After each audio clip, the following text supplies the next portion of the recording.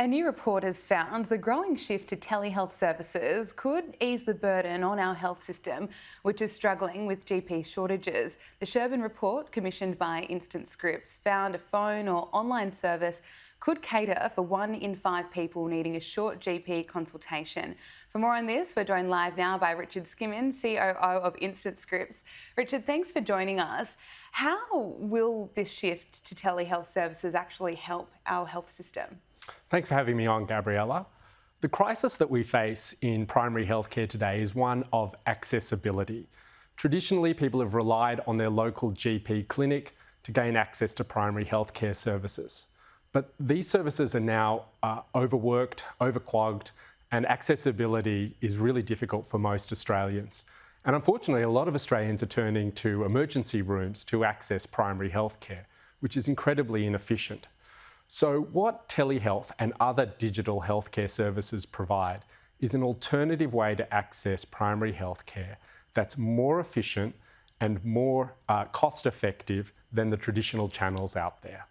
What's the reaction or response been from GPs? Are they welcoming it, or are some sceptical that you're not getting a face-to-face consultation through telehealth?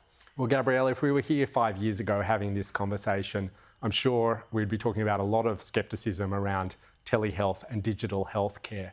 But with the COVID pandemic and the lockdowns and the necessity to access telehealth, the very same doctors who are sceptical about telehealth are the ones who have recently been asking for more funding to be allocated towards it. So what we've seen now from the primary healthcare community is more and more acceptance of telehealth and digital healthcare services as legitimate ways to access primary healthcare. And a lot of the fears around patient safety just haven't proven out in the use of telehealth in Australia today. I suppose the fear is that an illness could get missed. Is that something that is a concern or you're hearing, or is that not really the case? Yeah. Being clinically safe in telehealth is absolutely essential. And all the doctors who practice telehealth in Australia are Australian registered, and there are guidelines that are produced by the RACGP around how to practice telehealth. Certainly, there are some things which are not appropriate for telehealth, and in that case, the doctor has a responsibility to refer them to the right channel. But we know from speaking to our patients that 72% of them say that a telehealth appointment is as good or better than a face-to-face engagement with a doctor.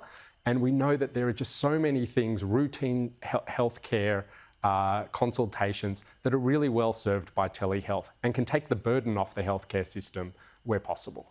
And I suppose it's really a game changer for people living in remote and regional areas that might not have as much access to GPs. Are you finding that more people are using telehealth services if they're out of capital cities? Yeah, at InstantScripts, we hear so many stories from our patients across Australia, particularly in regional and remote communities. It's really sad when we hear from patients who are trying to access primary health care, and they tell us that their local GPs just aren't taking any new patients. I mean, what is a patient to do in this circumstance other than give up on healthcare or try and access it through an emergency room?